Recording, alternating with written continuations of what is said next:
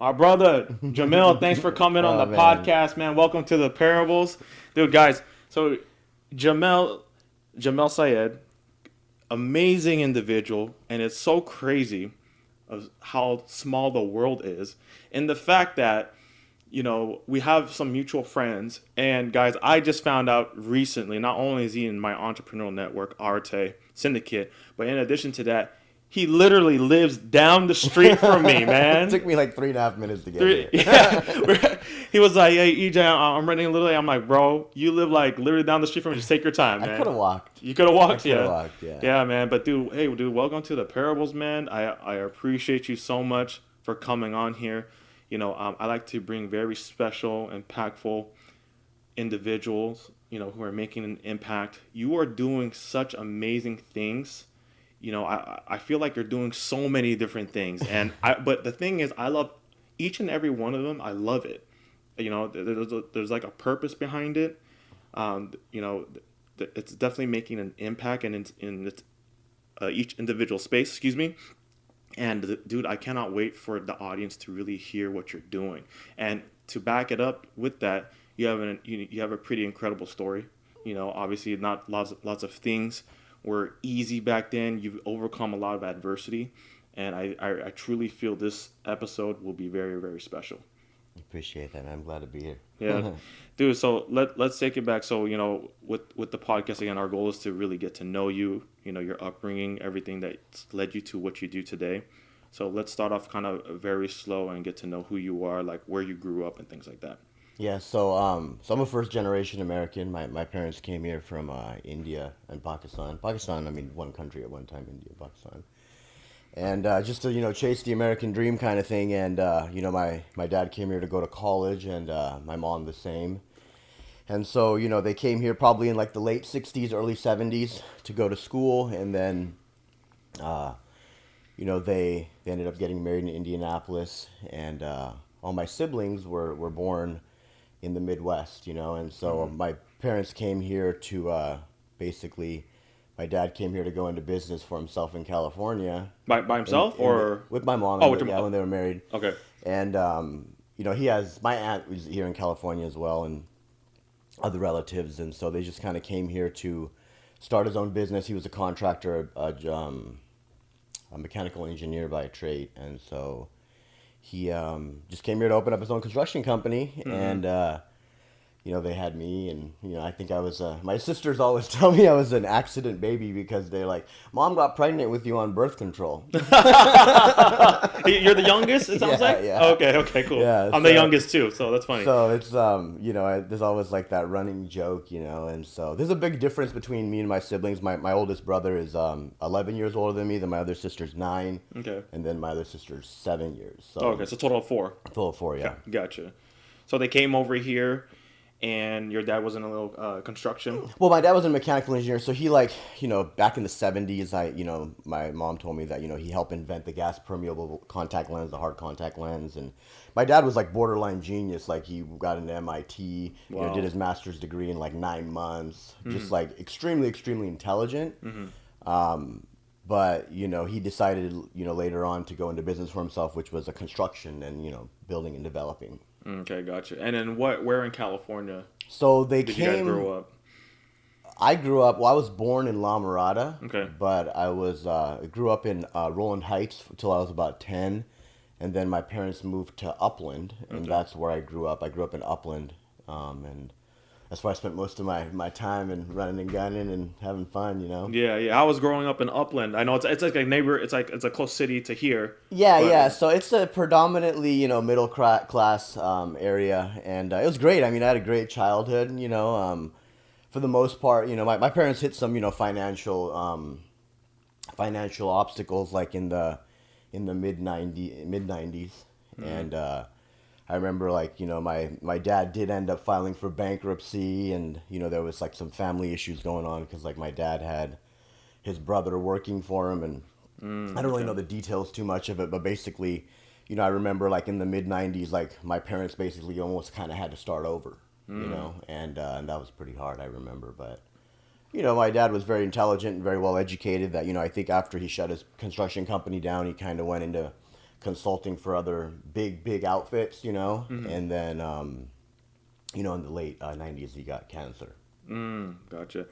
I kind of get the sense that your dad definitely had a huge influence on you growing up. Yeah, for sure. I mean, the thing is I sometimes say, like I didn't know my dad that much. Yeah. Okay. Yeah.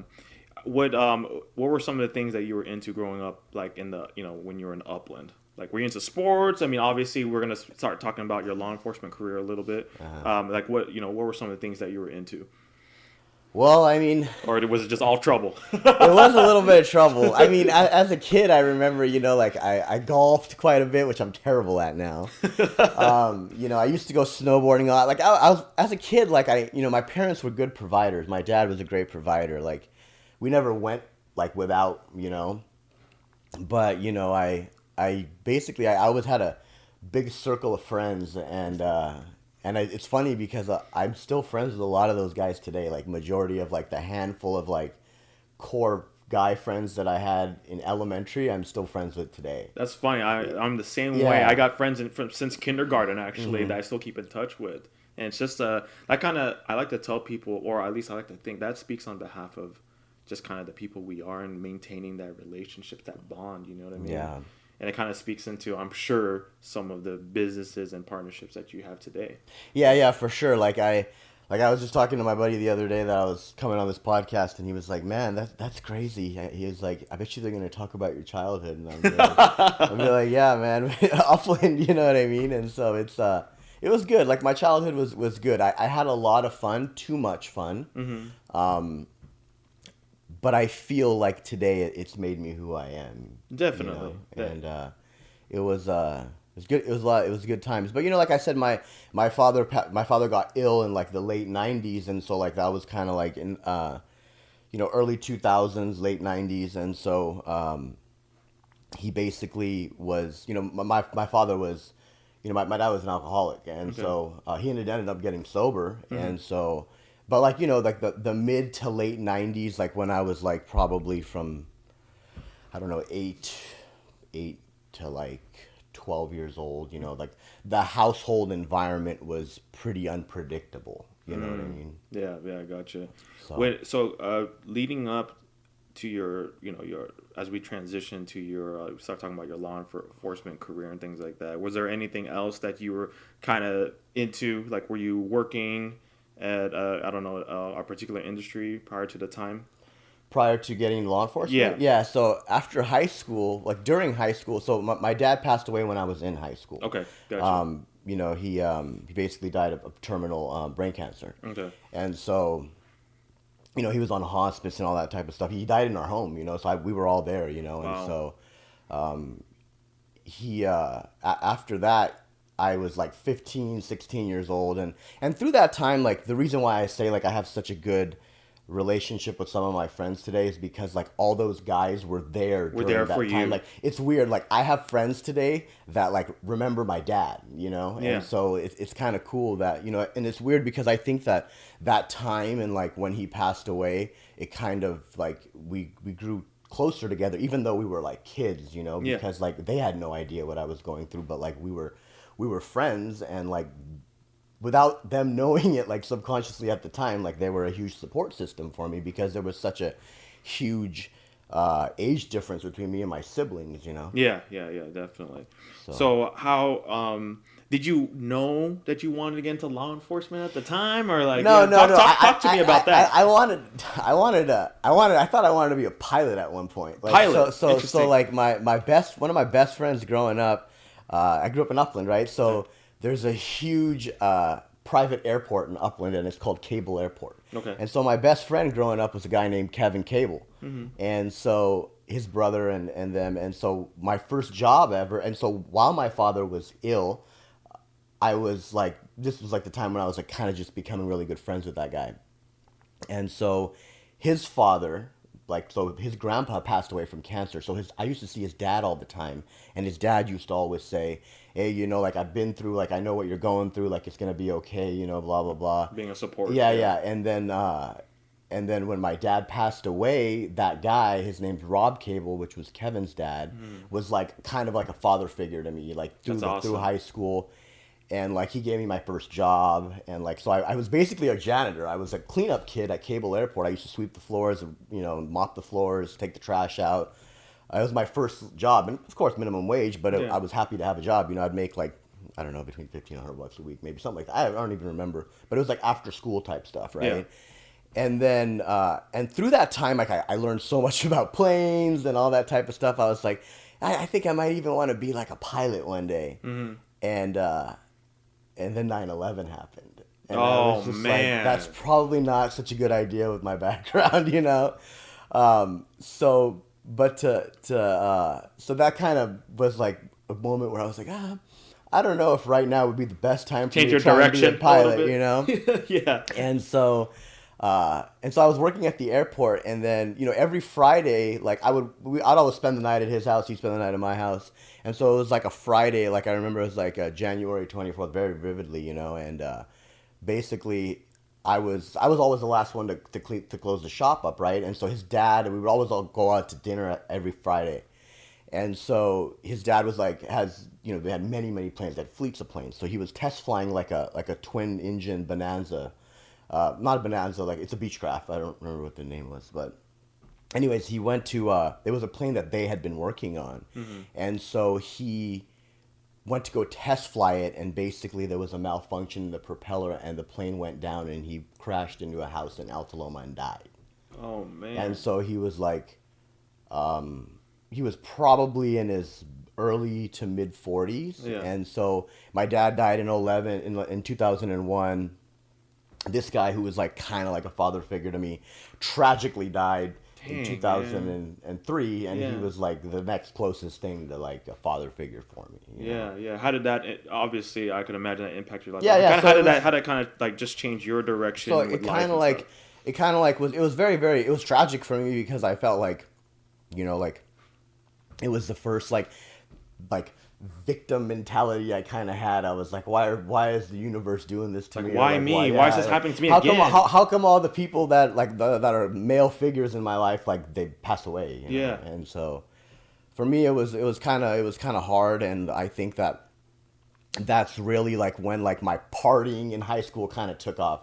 I remember like that was like the first moment that like I drank to like forget about how I was feeling, And that's And I was kind of so young. Yeah, and that's kind of where all the drinking stuff started happening. Yeah. Just really from there. Yeah, and I remember while my dad was sick, I was partying on the weekends and things like that, you Yeah. know. But like, I think like that was like the first moment where I was like, man, like I don't want to feel like this anymore. And I was a kid, I Yeah, was like yeah. 16 years old. Yeah, two tragic moments in your life, people that it sounds like you Yeah. love dearly. You know what I'm saying?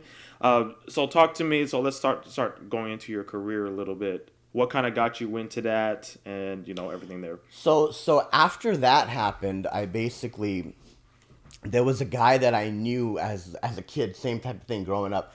He was very good friends with both my parents, and he was kind of like an acquaintance to my father as well, and he owned a very large construction company in Upland. Okay. They did government work, like big jobs, like nothing but building schools, like $1 million jobs. And so after that kind of happened with Rob, I wasn't really sure what I wanted to do with my life. I was kind of at that moment where like I didn't really know what I wanted to do. Yeah, trying to find I your was like, identity, your purpose. Yeah, is military the option? And like right, that was like during the war, like right in the in the middle of it, and I really wanted to go. I was like I wanted to go, Yeah. and so my mom was like, do you remember a guy named Mike and blah blah blah? And I said, yeah, I remember him growing up, and he's kind of this larger than life figure, amazing guy, like he's done a lot for my family, stuff that like I didn't know about until I was older. And he was an acquaintance of my dad, except, he owned just obviously a much larger, more successful construction company. And so he came to my house one day and he was like, and I was just a punk kid, you know what I mean? Like I was like waking up late, like not really doing shit with my life. Yeah. And he comes to my house and he's like this like 6 foot tall white dude, like from Missouri, St. Louis, Missouri. And he's like, hey, this guy, and he points to a guy and he's like, this guy's going to pick you up at 4:00 in the morning and I'm going to put you to work.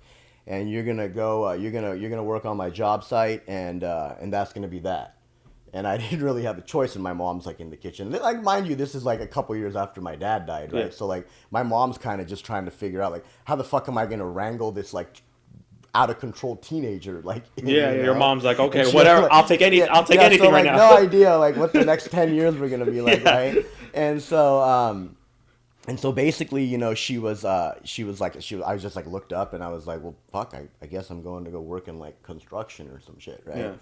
So anyway, so 4 o'clock in the morning rolls around, this guy comes, picks me up, and I'm working, and that was good, you know, it was like prevailing wage, you know, he taught me the value of $1, right? Like I went from working as a janitor in an airport to like, you know, and mind you, there was some time through there where I was like, oh, I might go to school. I hated school. I didn't really like it. Yeah. And I was like, I'm talking about college, right? And Yeah. so I'm doing this job, and it's pretty good. Like the money's good, you know, but it's hard work. But I literally went from being a janitor to shoveling concrete. Yeah. You know, shoveling concrete, carrying barrels of, and I was like 115 pounds soaking wet. Like I was not cut out for the job. Like I fucking was terrible. Yeah, yeah.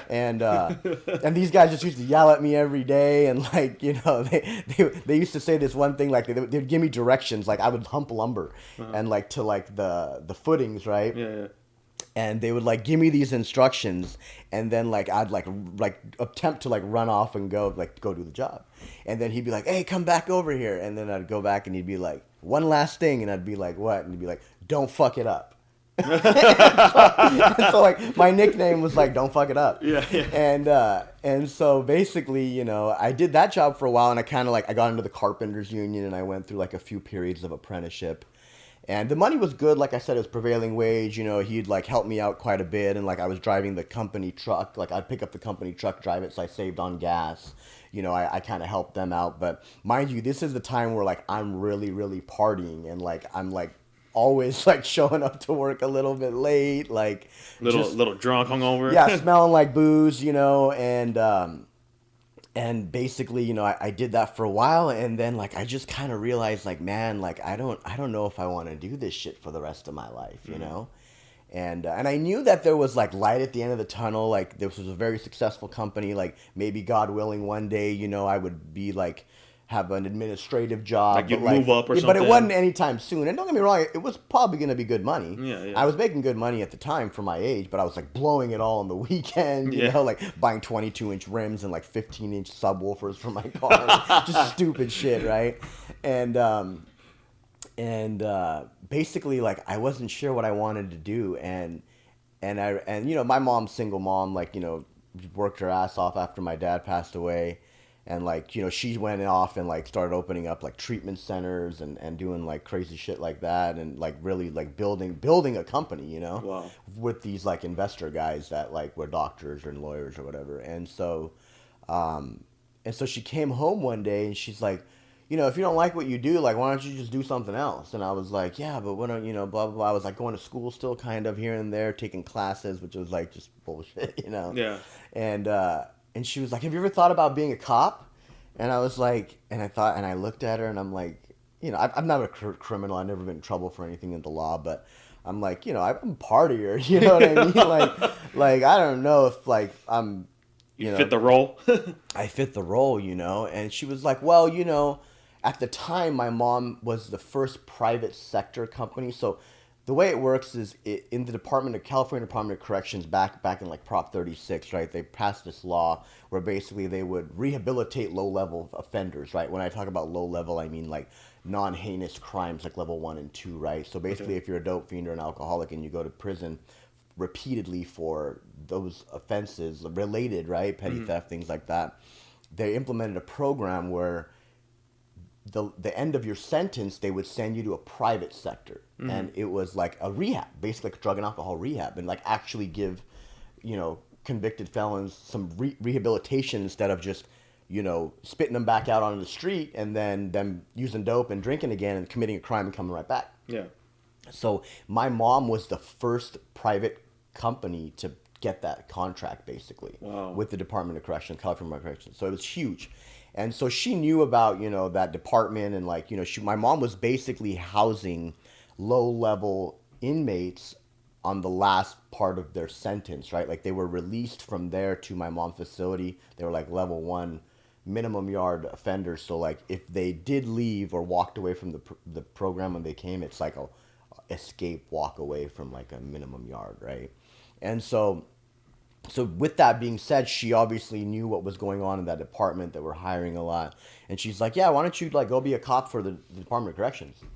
And I was like, that's fucking sounds crazy. Yeah. And so I look at a map, and there's like all these institutions and like the jails, and I'm like, cool. Like my thing was like, oh, it'd be cool to like work the jails and then eventually get on the street, and or go into paroles or something, right? And long story short, I just applied, right? I applied, and then they like started calling me in for interviews, and I started passing the writtens and all that type of stuff. And I looked at this map, and I'm thinking to myself, oh, like there's all these different jails and shit like in the area. Like I'll probably get a good assignment hopefully. And so anyways, it took me like 14 months to get into the department, and I got accepted. And so I went up to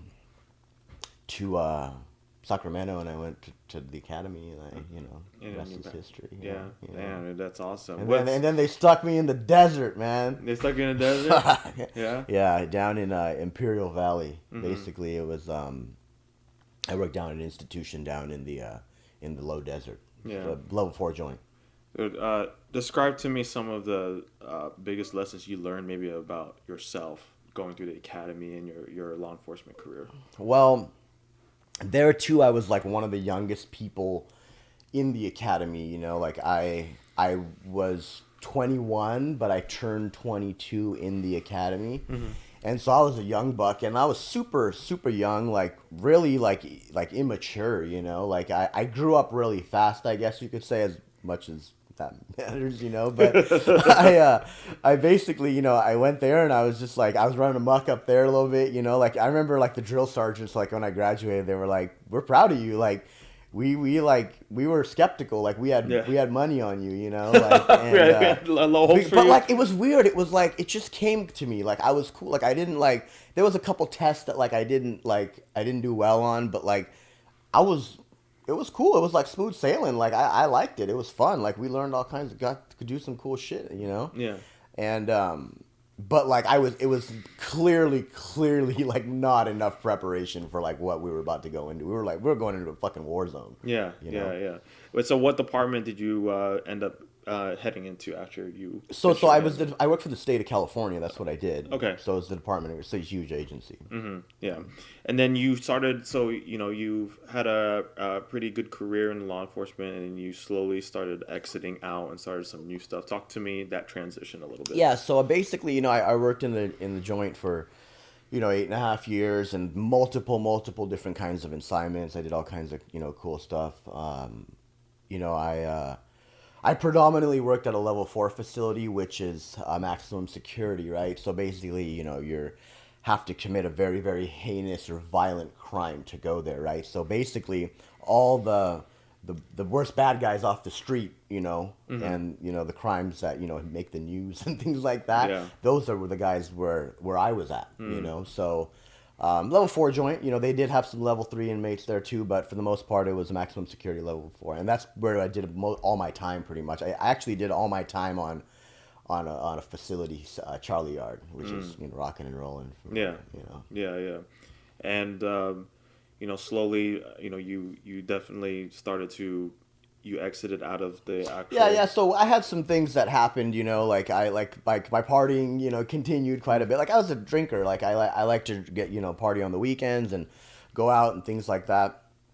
So for me, it was just, hanging out with the guys type thing. Yeah. And, I got into some, some internal affairs investigations with my lieutenant at the time. He's also the SWAT commander. And, long story short, some things happened, and we were under investigation, and they basically told him that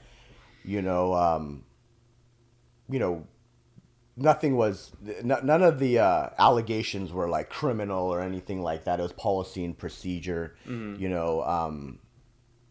basically, he did something wrong, and it was the paperwork trail didn't add up, and they basically told us both that that they had enough to terminate us based on like what they thought was conspiracy and failure to report misconduct and things like that. Mm-hmm. And so, I didn't really know what the fuck was going on because I was he was my superior, and so I kind of... You were just kind of like, what the heck's going on? And so, it was a rough time, and long story short, it turned into an investigation that they basically said that they had a preponderance of evidence and that it would go to trial and they would be pushing for what they call termination, right? And it was basically because he lied about something, and then they assumed that I was covering up for like him. A part of it. Even though I had no knowledge about it.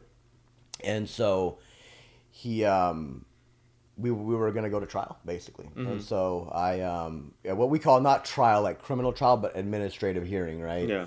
And so I was kind of just like fucking railroaded. I'm like, I don't even know what the fuck's going on. Like I know that I have attorneys. I have union attorneys. We have one of the strongest unions in the state. And I was like, screw this. These guys ain't fucking around. Like, I'm gonna go hire outside counsel. Yeah. So I went and like found the best guy that I could fit for the job. A guy out of Upland, and he was like, yeah, just ridiculously expensive, like fuck 75 G's type shit. Wow. Like 50, 60, 70 G's. Yeah. And so, we went to, we were going to go to the hearing, right? And so the day of the hearing, my LT basically is like, fuck it, I'm going to retire. Like, I'm not even going to go through this shit. I'm going to retire. Yeah. Because he had like 20-something years in. He's like, fuck it. Just save the headache. Yeah. Yeah. So I was like, I was like, dude, I didn't do shit wrong. I know you might have, but I didn't. Yeah, and I'm just starting my career. Yeah. So I'm gonna go to the trial. And so we went. It was like 4 or 5 days long. And then it was like a waiting game, and then you're like basically, you're on administrative leave type thing. And I basically thought that, I was just waiting for the judge's decision, and then like finally after like months, the whole process took a year, 2 years almost, because the first year is internal affairs investigation. And then, the second year is like all the other bullshit of like appeals and all that stuff. So during those 2 years, got a very, very long time, It seemed like a fucking lifetime. Yeah. I mean, during that time, how did you feel you were... It was terrible, man. It was probably one of the like where my life basically was like plummeted. Like not like on the surface, but like emotionally, mentally, spiritually, you know what I mean? Mm-hmm. Like I always like to party and drink, but like I feel like during that time, like that's where it took it to another level. Oh yeah, dude. Like it was like that's pretty much like all I kind of did, like, and I mean, I wasn't working. I was kind of waiting. I couldn't really work because my hands were tied, and it was just like, I kind of realized at that time, like, I probably have a problem, like I had attempted to try and get sober, in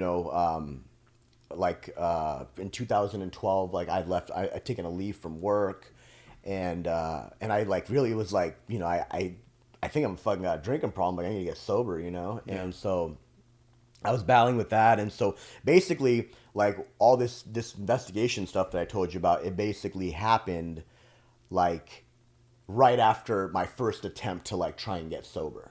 Right. So like I come back, and of course, like shit starts going sideways. I start fucking drinking again, you know, like and now I'm like not being honest with my family and like all my like support and all my people. Like I'm like acting and like portraying that like I'm sober, but like I'm drinking on the side and like going through all this internal affairs and, attorneys and all this shit. Seems like everything's just starting to stack a little bit. Yeah, everything's right? kind of like starting to like, just like fuck, and like money's just going out way faster than it's coming in. Like, I mean, literally, like, I was cutting checks for like 10 G's at a time for my attorney, Yeah. And like now we're at a point where like now I'm like, I'm asking, like now I'm running out of money. Like I have 2 cars, I have all these bills, but like, I'm not getting, no $100,000 or whatever, salary type thing anymore, And so now I'm like borrowing money from like my family and like I like begging my sister to like pay my attorney fees, and like all they wanted me to do was just stay sober, and like I'm a fraud, and I'm lying, and I'm drinking about it. You know what I mean? Like, and so that's kind of like that's like the 2 years. Like that was like what that was. You know? Yeah, just going through, waiting to see what the result was of the, those internal affair investigation, I guess you could say, and then all your drinking. So eventually, though, right, you parted ways with the department peacefully. I ended up basically what had happened was, whenever they say you say that, that's probably not good. But what had happened was, was that so finally I got the judge's report, and it was like it couldn't have gone better. It was like, I, based on the preponderance of evidence, whatever the fuck, I couldn't, I had no knowledge, which is the truth. Like I was it was like some type of like small small adverse action, but like I was given my job back, and I was awarded back pay. So like all that time that I was off, like I was supposed to get reimbursed for. And so now, the way that I saw it was like, they're into me well into six figures, right? And so I'm like, cool, I'm going back to work, you know what I mean? Like, it's dope. And then my attorney calls me like, like a couple days later. So like basically I got the report like that I was going back to work like somewhere between the 1st and the 6th of February 2015, right? Good news, basically. Yeah, good news. Yeah. And then and so mind you, through all this time I'm like saying I'm sober but not sober, and like, just doing, and then like trying to go to a 12-step program and gaining friends and fellowship and support through there, but like lying to those guys too, and just a fraud, man, and basically my attorney's like, basically the judge awarded you everything. You should be going back to work, but the way that it works is that any party can appeal. So that means that, they want to appeal. They want a retrial. They want to basically, like, let's just say, Jamil, the judge said absolutely not. Like, you're screwed. Yeah. You could appeal that, just like how they can appeal the judge saying, you're good. Yeah. So basically, it's not done yet. It's not that you're not in the safe zone. And yet. I had no money, like zero, nothing. And I had already told my union at that time to go fuck themselves, and I had hired outside counsel, so it wasn't like I could like backpedal and be like, oh, can you help me through this part now? Yeah. So I was just like, shit, man, and like I couldn't stay sober if my life depended on it, and I didn't have any more money, and like no one was willing to give me any more money, and it was just a terrible spot. So I'm like, I'm not going back to work. I am going back to work. I'm not going back to work. Like the judge says I'm good. Like I should be going back to work, but like. Anyways, long story short, that's like when I had like that huge pivotal moment in my life, and like I basically, I'm an alcoholic, right? So I drink when things are good, I drink when things are bad. Yeah. And so I basically drank myself to death on the 10th or the 11th of February. Like I didn't intentionally do it or anything, but like I was just like, thinking like, oh no, what the hell's going on, like, and I just started drinking at like. Then through like a 24-hour span of time, I consumed like a gallon of vodka. And basically, like, now my family kind of know. Like, there's no hiding it at that point, right? Yeah. Like, I'm pretty much drunk. The truth is out. Yeah, the truth is out. And, like, I didn't know what to do. And, like, I basically was, like, woke up and, like, it was the middle of the day and, like, people knew, and like I think like there was like trails of like my sister, my mom, like I think like my keys were gone or something. Like someone had come into the house and left, you know, and so it's like I forget the exact date, but it's probably like the 10th or the 11th of like February, right? And like mine this time, I'm starting to like try and like get a backup plan together, like while I'm like going through this like. Investigation. I'm like thinking, well, fuck, like if I can't go back to being a cop, like maybe I can go be a nurse or something. Yeah. So like I'm trying to like simultaneously like an idiot trying to get into like nursing school at this time at the same time, like a trade school, right? Yeah, yeah. And so I basically end up calling like my buddy who's now my business partner, but he was like my childhood friend too, and he had struggled as well, like with drinking and things like that, and so. he had recently gotten sober though, like in like September of that year, right? So we're talking like literally like about 5 years ago. And so he was like newly sober then, and like he like had a new wife, he was married, and like long story short, he like I called him and I'm like, you gotta come get me. Like I thought I was going back to work. I'm not. I gotta get the hell out of here. Like I think my family knows I've been drinking. Like you just gotta come get me, dude. And like that was like I basically had like come to from like drinking all that copious amounts of like alcohol, right? So he's like, I'm buying a Range Rover right now, bro. Like I come get you later. And I'm like, well, fuck, come get me whenever. But anyway, so he couldn't come right then and there. So I'm like, I need more booze, you know. So like, I'm at this time like I'm full blown drunk. Like I'm drinking vodka at 5 o'clock in the morning. Like I'm drinking in the middle of the night to go back to sleep. Like I'm like physically dependent on booze. Like I'm just a fucking hopeless mess, you know, and like trying to like cover it up, and it was insanity, man. And long story short, he finally shows up, but like I got my hands on more booze, and he picks me up, and I don't really remember anything like much after that. And so basically, he said like that he had taken me to his house to like just kind of help me out for like a day or so, but like I got out of his car and basically like my legs weren't working, and I just fell and I like fucking smacked my head on the concrete, and I just like knocked myself out. And I was just like on the ground. And so he basically was like, what the fuck? You know what I mean? Like I think he was in his house. Like I was sleeping in his car because he was like, I'm not going to move this dude. Like I'll just let him sleep in my garage in my car. And like I'd gotten out of the car and basically that had happened. And so someone like knocked on his door, and he lives in Costa Mesa, like a pretty nice area. Yeah. And so like, they're like, what the fuck's wrong with this guy? You know? And my buddy's like, oh shit, like he's going through a bunch of shit with work. Like this is the last thing he needs, you know? And so basically they like, I guess they told me that basically the paramedics show up, and like my blood alcohol level is so high that like my heart is failing. Like my heart is failed. Like, so like now they're on the street, like doing chest compressions on me because like my blood alcohol level's so high, and like I was unconscious, right?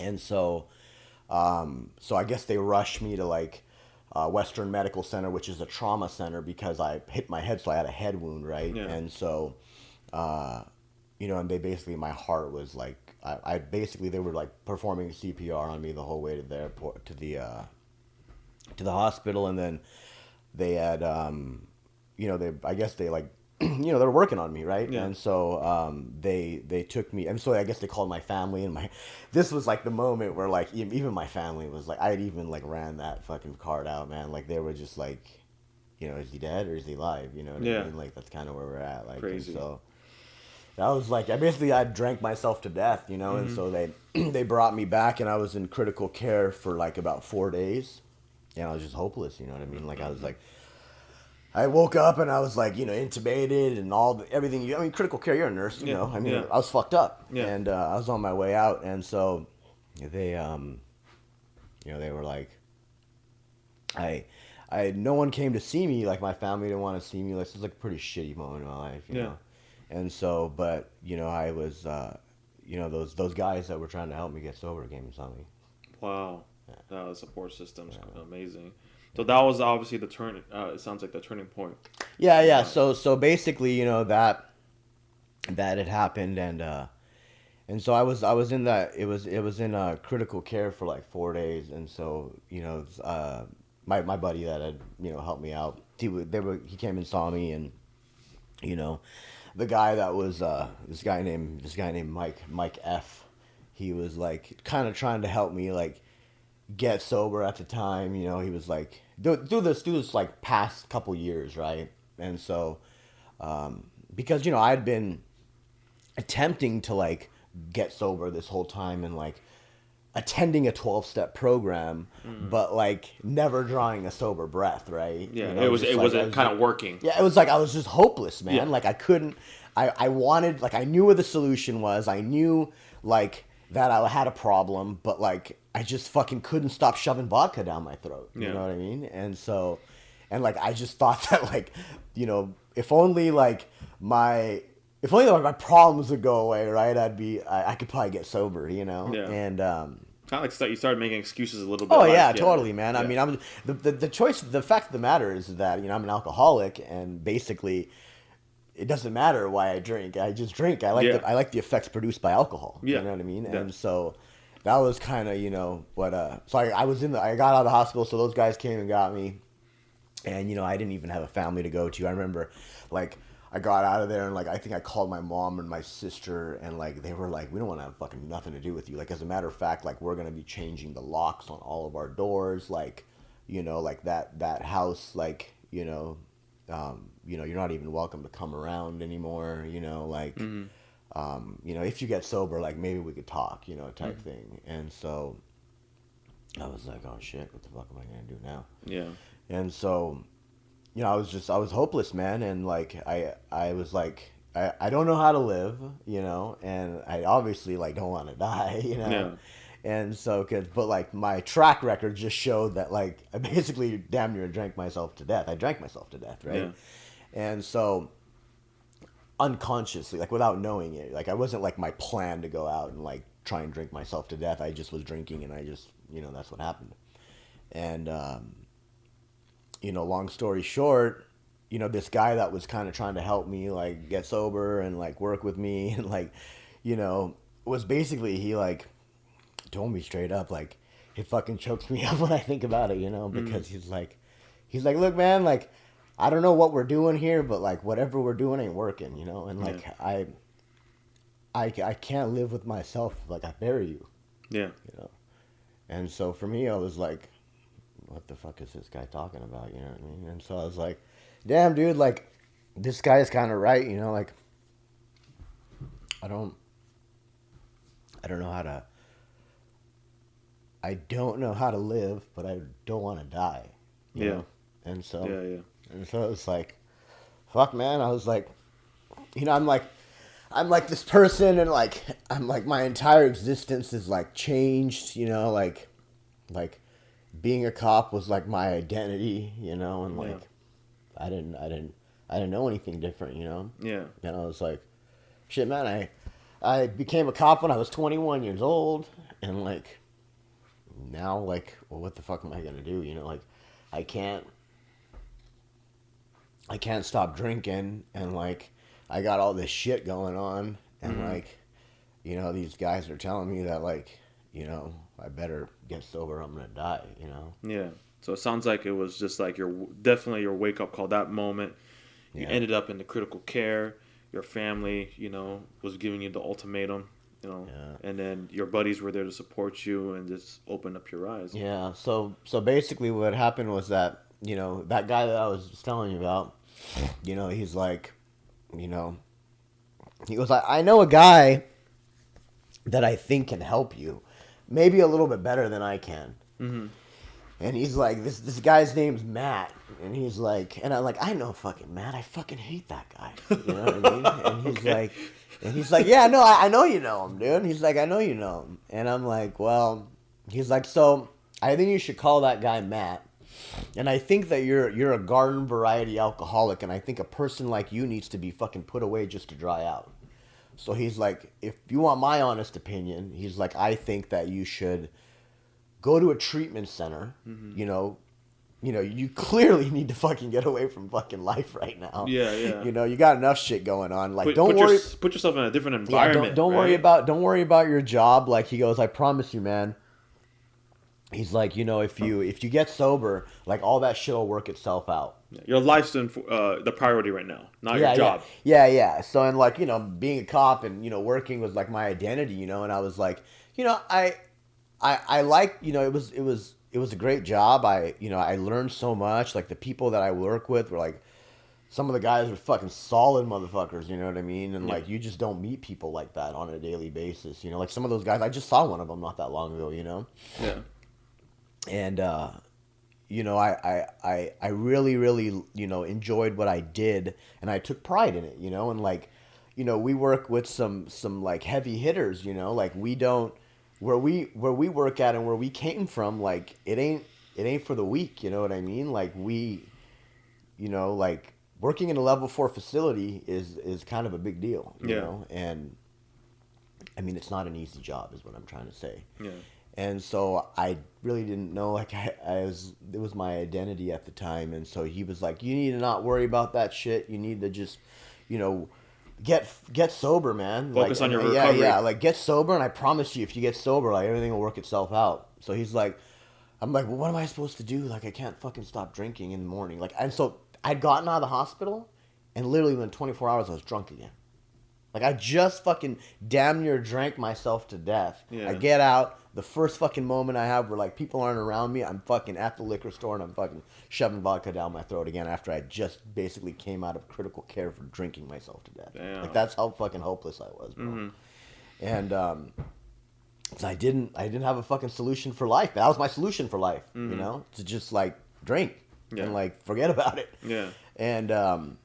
And so he was like, what I think you should do, man, is I think you should go to treatment and, and just focus on that for a while. You should call this guy Matt. Maybe he can help you better than I can. Click. Yeah. Oh, wow. So I'm like, fuck, all right. And so like at the time, like I couldn't even be around my family. So like my mom, had been running these treatment centers for fucking years and built these huge, started out as a 6-bed. Now she's got like 129 bed, like helped thousands of people. And her son's a hopeless fucking drunk, you know? And so, I called her like one last time and I was like, do you think you can help me? And like, I clearly have enough shit going on at work. Like I don't need them to know that I'm fucking going to rehab right now. Yeah. So basically she was like, my mom knows everyone in the industry. You know what I mean? Like my mom makes a phone call and they're not doing shit for me. They're doing it for her, because she's an amazing woman and she's helped thousands of people. Yeah. And so she's like, yeah, let me make a couple calls and I'll let you know. And so I'd called this dude. And so I was like, fuck. So I'm like literally sitting there. I'm at a guy's house that is sober. Right? I'm just trying to crash at his house while like the dust settles. And I'm drinking in his front yard like a pint of fucking vodka. And I call this dude Matt, like that I'd known, but like come and going. But like, I just like, the dude's a fucking dick. Like I don't want to fuck with that guy. Yeah. And like, he just got too much, like everything he said pissed me off, Mm-hmm. And like, I was just full of anger and like rage all the time because of like, like the environment I'd been in for the last 8 years and like drinking. I was just like, I was an angry person, bro. Like I was a very angry person. Yeah. Yeah. And so I call him and I'm just like, hey man, like, so-and-so told me to call you. Like, can you help me stop drinking vodka at 5 o'clock in the morning? Yeah. And he's like, and it was like, just like this dead silence on the phone. And he's like, yeah, why don't you go to rehab and call me tomorrow? So I'm like, all right. So my mom, kind of, actually, he said one more thing. He said, I said, can you help me not drink vodka at 5 o'clock in the morning? If you can do that, you'll solve my only problem in life, Yeah. And he's like, well, are you willing to go to any lengths? And I'm like, what the fuck does that mean? And he's like, are you willing to go to any lengths to stay sober? And I was like, well, yeah, bro. Like, I don't want to fucking drink anymore, you know? And he's like, all right, well, call me tomorrow. Click. So I call my mom back, and she's like, I'll pick you up at 8 o'clock in the morning or 12 o'clock in the afternoon. I can't remember the time. But she's like, I'll pick you up, and I'm going to take you to a place. So I'm like, okay. So, I go to sleep, and then I wake up in the morning, and like, my fucking, I'm sober again. So, like, I kind of get booze in my system, because like You're having the withdrawals. Shakes and all that shit. You're having and the withdrawals, yeah. Basically, I go to this place and like I had to drink before I got there, and I get there and my mom was like, you're gonna be here for 30 days, like, make the best of it, I don't know when I'll see you again or talk to you again, but like, here, I'm fucking to help you one more time. Yeah. And so. I went there and it was a place in Newport Beach, and it was a great place. Fucking helped me save my life. Yeah, wow. This dude, so this and as a result of this, your life after has definitely accelerated and moved forward. You parted ways with your career in law enforcement. Yeah. So I just basically was like, you know what, like, the judge cleared me, like, I'm cool, like, give me whatever money I'm gonna get, you know, and like I'll just walk, like I'll walk, dude, you know, and make like it easy, right? And that's just kind of what I did, and you know, the beginning of my sobriety, I kind of thought, you know what, I'm just gonna focus on, you know, getting sober and staying sober. Yeah, and what's next in your think, career? And I think I'll, you know, then once that happens, you know, I'll be fine. Like, I'll show this report and I'll give everything, and I'll go, and hopefully I can go be a cop somewhere else or something, you know. Yeah. And you know, because nothing I had done was like criminal or dirty or, you know, things like that. It was just, you know, they can read it for themselves and make their own decisions, you know. Yeah. So that was my plan.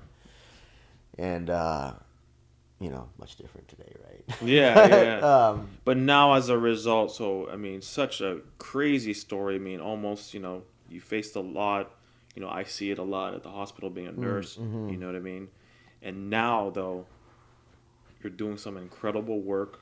You're doing some work for the people who were in your position. Mm-hmm. You know, let's talk about how the entrepreneurial side of you started coming to life, how you started implementing, you know, things that you were passionate about. You know, the children, was it the children of Sheepdog? Let's start talking about your entrepreneurial journey and how everything started lining up there. Yeah. So basically, my first, you know, what I had done was, while I was like focusing on my sobriety, I was just like, I just needed like any kind of job, right? So I was like, fuck it. So I did start nursing school. I did like I went to the like West Coast or whatever, and I was just like, and it was just like, and I can't picture you as a nurse, I started doing it, and I fucking hated it, bro. Like, I fucking hated it. And like, my buddy Matt was like, dude, you shouldn't do that, bro. Like, you're a fucking knuckle dragging fucking gunslinging cop, bro. You think you're gonna go fucking have bedside manners?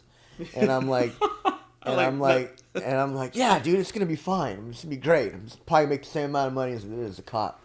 And he's like, all right, dude, fucking be my guest. And so, probably not the best idea, but I ended up so through that time I couldn't get a job. Like, any job I applied for, fucking nothing. We don't want your kind. Oh, you used to work in law enforcement? We can't pay you that much. You know, I just get the look. Like, they'd see fucking peace officer on the resume and be like, fuck you, get out of here, you know? Interesting. Like, no, you know. That's crazy. I couldn't get any entry-level job, man. I wanted to fucking work at the front desk of 24-Hour Fitness, and those motherfuckers wouldn't hire me. They said I was underqualified. Dang. So I was like, all right, cool, man. Like, it is what it is. And so I was going to school, and so I was just like, fuck, my job is to find a job, right? And so, like, by this time, you know, like, I'm just kind of like going to school, focusing on my sobriety. You know, family's kind of coming around, not really. And basically, you know, I applied because I'm like, shit. I'm gonna be in the nursing field or RT or RN or something, and I should probably get some experience in a hospital. The only experience I've ever had was freaking, you know, taking dudes that got stabbed like 90 fucking times to the hospital, right? Like, that's my only thing. So I'm like, so I start applying to like hospitals, right?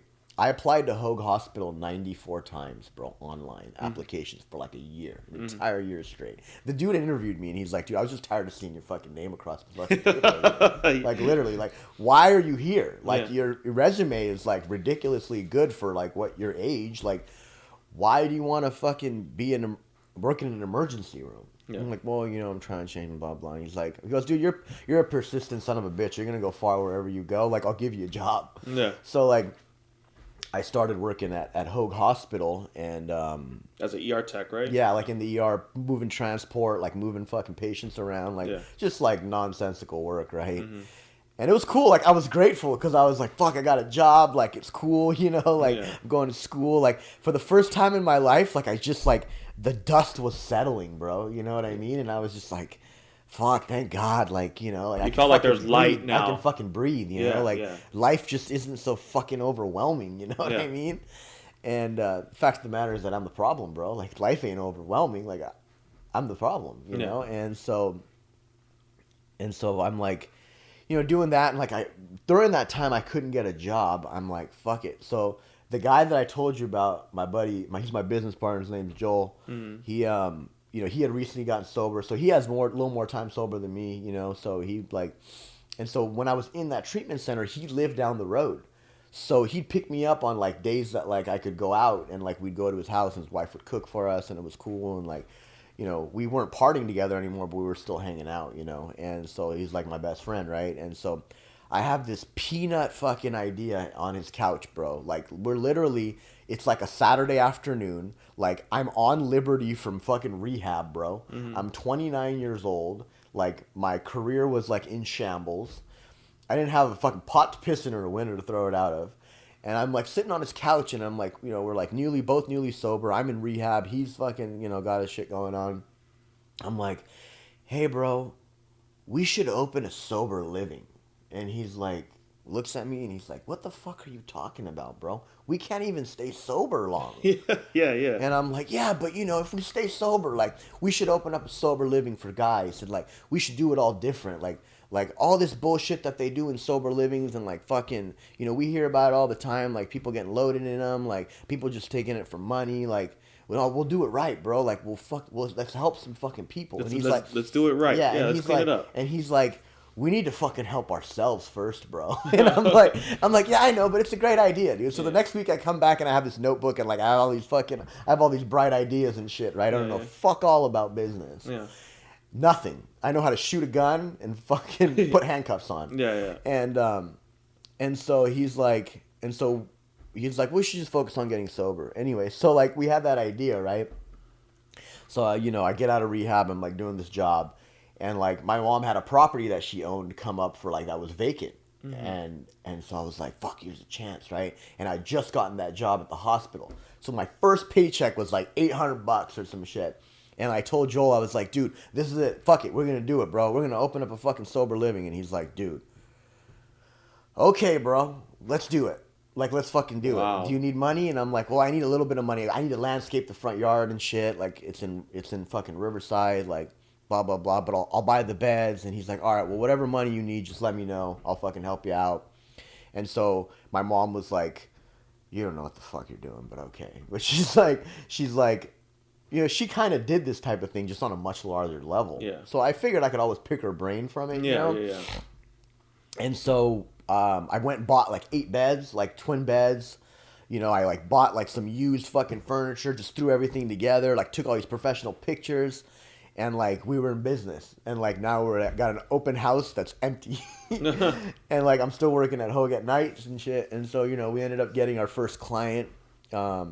And like the dude like didn't have anything, and we were just like, "Fuck it, we'll help you, man. You want to get sober?" You know? Yeah. And he's like, and so that's how it started, man. We started that was my entrepreneur. Like that's how it started, bro. Like I literally like it was a fucking peanut idea on a fucking couch. None of us knew what the fuck we were doing, and then you know my mom just kind of had a place you know vacant, and I was like, "Here's my chance." So like we started this business on $800, and you know, and a 1 month free rent. My mom was like, fuck it, I'll give you the first month rent free. Yeah. You know? Dude, this is incredible because, you know, what this is why I wanted to dive into your story and it got a little deep, you know, is the fact that, you know, you went through a very hard time in your life. It changed, you know, you got sober and then you started seeing light and then now you started putting all that drive and effort into rehabilitating yourself and now helping people who've been in there, you know what I mean? Yeah. And now fast forward to today, it's called, what's your sober living business called? Oh, Act Right Transitional Living. Act Right Transitional Living. How many homes do you guys have now? 4. And 4. And then you are in... Well, we have 3 in the women's home that's like a subsidiary of like one of my partners. So, you know, we're in the process of, you know, opening up a drug and alcohol treatment center, full on licensed, detox, residential, you know, every level of care as well. How does it feel to help people in need, you know, especially at a time, you know, especially something that means dear to you because you've been in that situation? Well, for me, it was like my biggest thing, like no matter what I do in business, like I do not portray myself to be this successful business person. Like, I know I don't know shit. Yeah. I know that like I'm nowhere close to where I want to be. I don't even think I do anything really. But like I surround myself with people that know what the fuck they're doing. Yeah. You know what I mean? So for me, it was like my purpose is to help other people, right? Like for some reason, like, you know, God gave me grace. You know what I mean? Like, left to my own devices, I should be buried in a fucking box somewhere. He gave you a second chance. Yeah. So I'm like, you know, I should, you know, my purpose is to like help people, but my main focus is to like, my main purpose is to like help another person recover if I can, you know, or like I'm not God by any means, but if I can help another person in a positive way, like people help me for fucking years, you know, then like I've done my job. And so I kind of just, you know, do that and everything else, you know, like I'm like, okay, like I want to help drunks get sober, you know, so like, you know, and my purpose is to bring value to people. Like that's what I want to do. Like I want to be of service to people. And like that kind of like, you know, opened up all kinds of doors, you know, like I really just want to help people. That's what I fucking want to do. Because God showed me grace and gave me a second chance at life. So it's like, it's my obligation to like make the most out of it and like try and help the best people I can. Yeah. It's like you want to pay it forward because people were there to help you. Yeah. And now people helped me when I couldn't fucking help myself, bro. Yeah. Like literally like some of those things I just told you, you know what I mean? Like these dudes, like some people, like I don't know fucking anyone that's like wants to help someone without wanting nothing in return. Yeah. You know what I mean? Like that's not even something that like it's unheard of, people fucking do anymore, you know?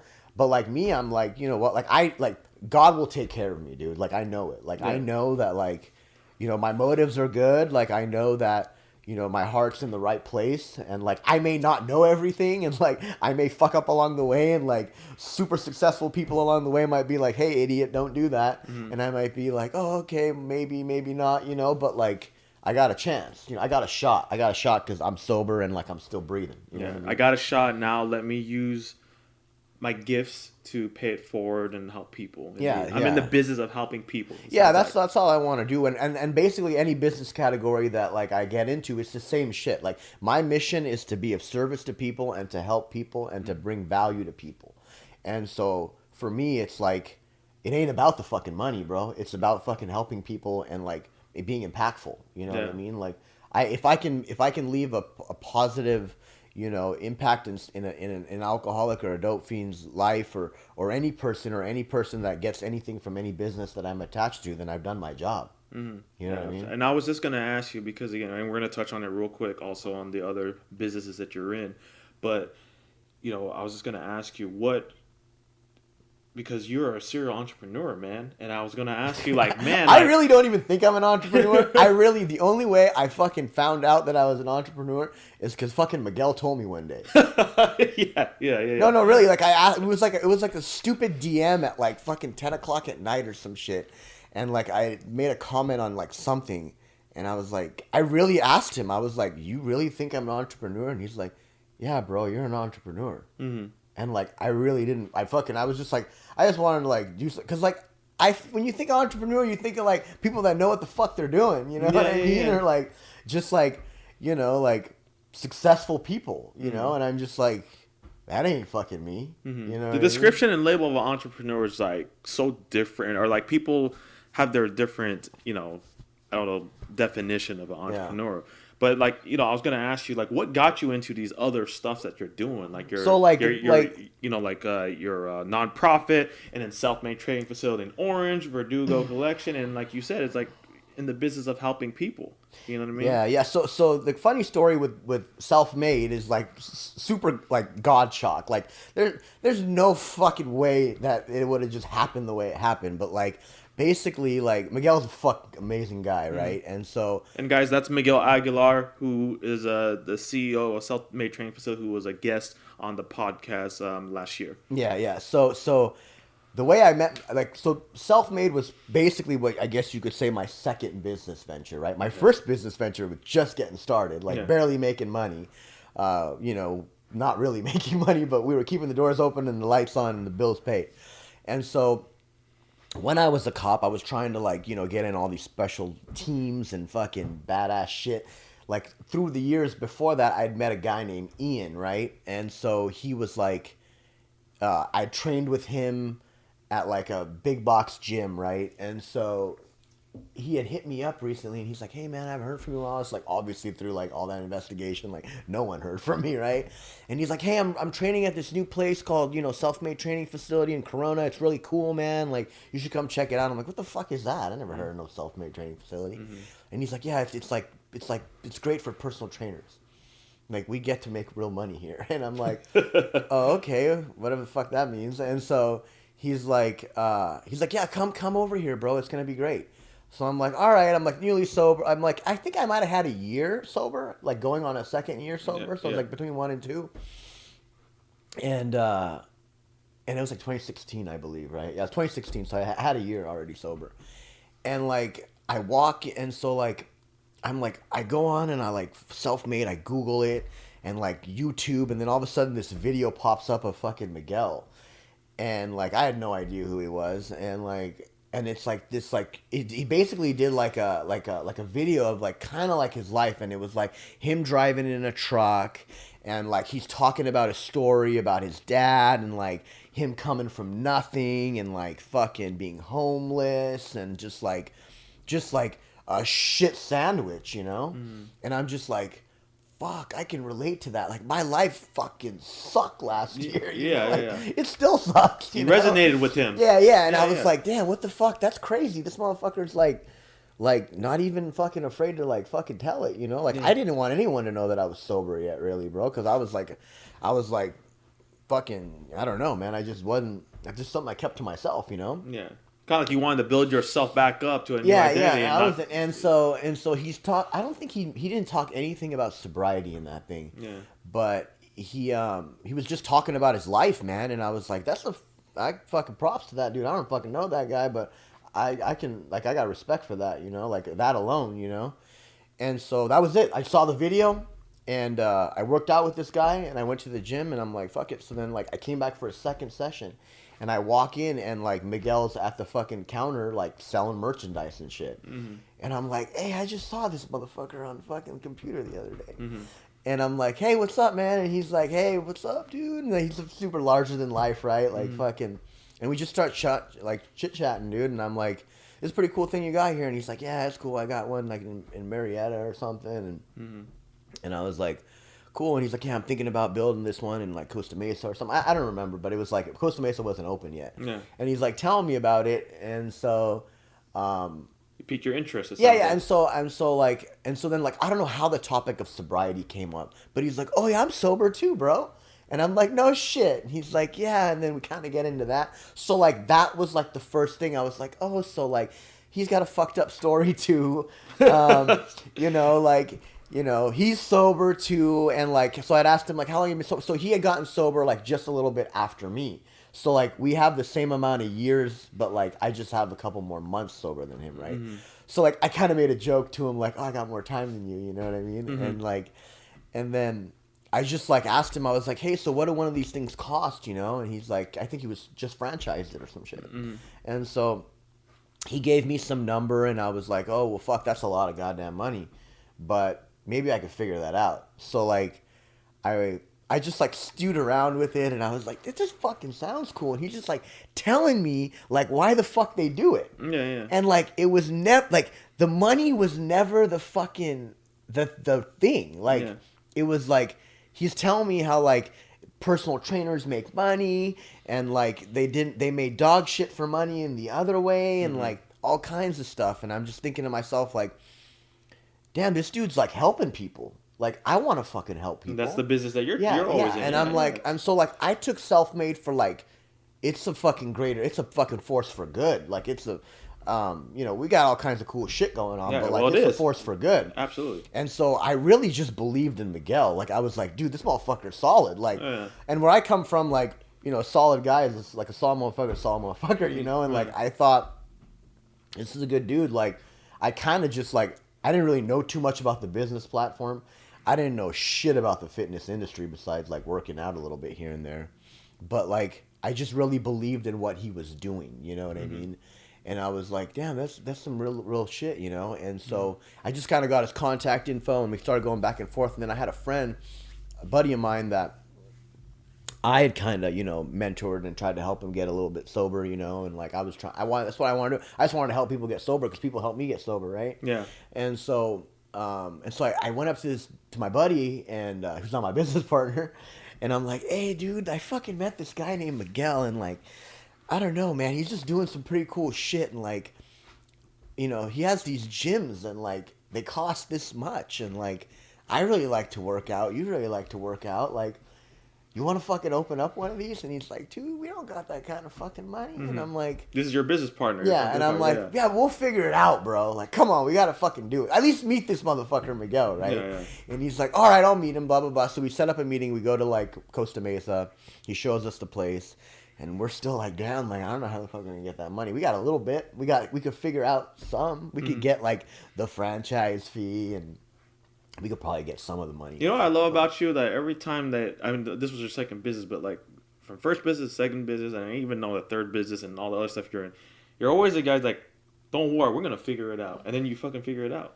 You know what I mean? Yeah, it was crazy though, dude. And so like, yeah, so you can ask Miguel, man. Our fucking build out was like adversity after adversity, and we just fucking rolled through it like, fuck it, we're fucking bringing the whole place down with us, or we're fucking building it. You know what I mean? And so, we just communicated with him back and forth, and then he was like waiting to get a new FDD, and we figured out like the franchise fee, and then we just leveraged the fuck out of it, bro. Like I opened up my location on fucking a credit line, bro. That like basically we had enough money to like get started and buy some shit and do all that. But like what we really did was we leveraged credit, bro, and we like literally like I told Miguel, I was like, hey, bro, I need you to run like 7 fucking credit cards today. Man, dude, doing what it takes, man. And by the time they figured out what we were doing, it was too fucking late. Yeah. And so it's nothing illegal. We just Yeah, and you used all the. We just used credit. Yeah. I just used credit. That's what basically happened. So, dude, that's awesome. Now you run a very successful location, the South Main Training Facility in Orange. Yeah. And just we're going to be running out of time, but I really want to talk about your nonprofit. Yeah. Talk to us. I think it's absolutely amazing, and I think it's amazing not only in what it does, but also because it goes. You tap back into. I would imagine you're passionate about it because it goes back into your law enforcement career. Yeah, so... Talk to me how that idea came up. So, same thing. Like, so, I had, started Act Right. I'd met Miguel. We'd started to build out, Self-Made. Things were rolling along with that. Everything was great. Great experience, by the way. I learned so much fucking shit, building a... Like, I tell people, I'm like, if you really want to learn how to be a business owner and an entrepreneur, open up a fucking Self-Made. Like, you're gonna learn so much shit along the way that, like, is gonna prepare you for, like, real shit. You know what I mean? Like, and the thing is, they over-deliver value. You know what I mean? Like, Miguel and Dean, like, they'll teach you everything. Like, you don't have to know much. Yeah. You know what I mean? So that's what's cool about it. So basically what I learned from there, like I kind of wanted to still kind of go into law enforcement, but like I knew it probably wasn't a possibility because I just have so much shit going on now. Yeah. And so I used to think to myself, like, like what is like, what's the worst thing that could happen, in law enforcement? Is fucking someone dying in line of duty. And I've fucking buried people. I've been to law enforcement funerals. It's fucking terrible. Yeah. And I thought, like, who's affected the most, And so I thought, when someone passes away, their kid's the most, impacted, right? Like, they don't have a parent anymore. And, their parent's the fucking hero. Like, they died giving it all, and in law enforcement or fire, right? Yeah. And so I was like, I want to open up a nonprofit that basically, we help college funds for children and men who die in law enforcement and fire. Because when a person is gone, the most important thing, or the most important thing that they leave, I feel, is, if they have children, right? So their children, who's going to take care of their children, education, like, who the fuck? And, like, yeah, some, state schools and things like that do pay for law enforcement in the line of duty deaths for their next of kin, but there's still other expenses in the private schools and things like that. And so sometimes a life insurance is not enough, right? Yeah, exactly. So that was the reason. I really wanted to be able to help, people that would possibly need it, and like who else, how better could you help than, helping provide college tuition or something for their kid. The kid's an innocent person. Like, their parents just went to work trying to protect the greater good and public, and, they didn't make it. Yeah, yeah. Dude, I think it's a very, very powerful and just an amazing nonprofit. You just had the event that happened not too long ago, and it's Yeah. going to be like an annual thing. So, Yeah, dude, yeah, that's we're a. doing it again on. We did the last one in September, this last September with Long Mhm, Beach Police Department, and CHP jumped on, and now we're gonna do another one in August with CHP of Riverside, mhm. and a couple other surrounding agencies in memory of Andre Moy, who passed away on the 215 in that gunfight. So, Children of Sheepdog, Children of Sheepdogs, yeah. man, just an amazing nonprofit. And then just real quick, also the other thing that you're into, Verdugo Yeah, Collection. You're yeah. doing So some. that's another thing. So Okay, the guy does it all, y'all. No, I'm telling you, no, no, man. no. That's just they're all startups, man. There's nothing. I ain't, it's nothing too crazy. But yeah, it's Ricky Verdugo is my business partner. He's a good dude. Same type of thing. Miguel hired him as a personal trainer at his location, and then when I opened up my location, he basically came over closer to home. And he had this idea. The guy like built a fucking empire on like selling booty programs. And he like comes at me one day and he's like, "Hey man, like I know you don't know me, but like, you seem like you kind of know what you're doing. And like, I made this amount of money in like selling online programs." I'm like, "How much money did you make?" And he tells me, and I'm like, "No fucking way, dude! Get the fuck out of here!" And he's like, "No, Booty dude, I swear, programs. it's Yeah. sitting in a PayPal account." Yeah. And so I'm like, I asked him to see the PayPal account, and he showed me, and I'm like, "Holy fuck, this guy knows what he's doing, Yeah, dude." yeah, yeah. So he's like, "I want to." He ain't playing. He's like, "I sell these booty programs. They're selling like crazy. I want to attach a tangible product. I want to make it a real business. You help me. Can you, let's be partners. It'll fucking work out." He wanted to bring you along. Yeah, yeah. And he's like, "You can help me set this up." And I'm like, he's like, "You know how to do it." I'm like, "Dude, okay, like, we'll figure it out." Like I figure, I don't know shit about apparel, but I'll figure it out. And so basically we just attached a tangible good to like a digital product.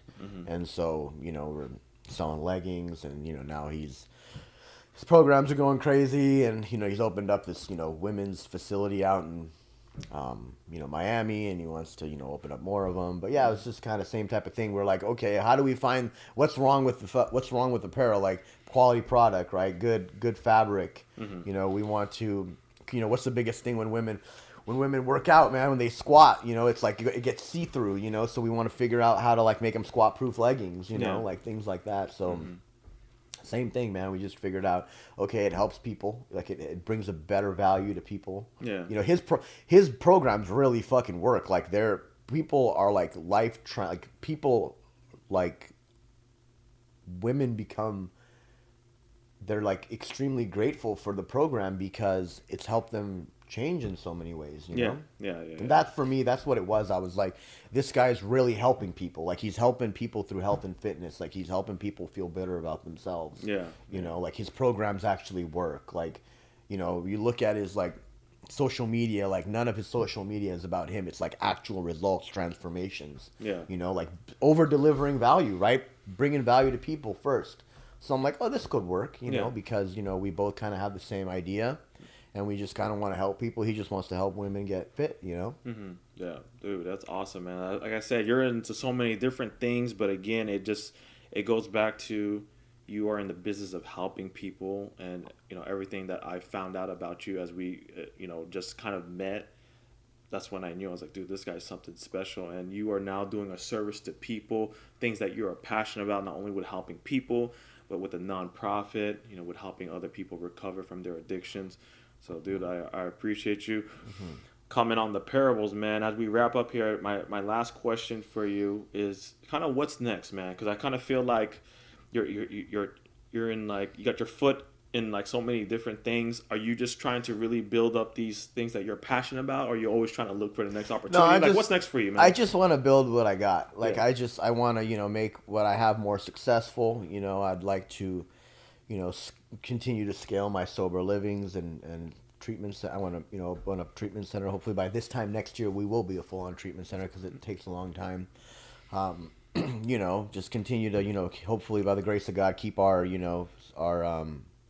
everything's running good and successful, and hopefully keep helping personal trainers build businesses under our business. And I really would like to open up another self-made. That'd be great. I tell people all the time, I'm like, it was a fucking great experience. You know what I mean? Yeah.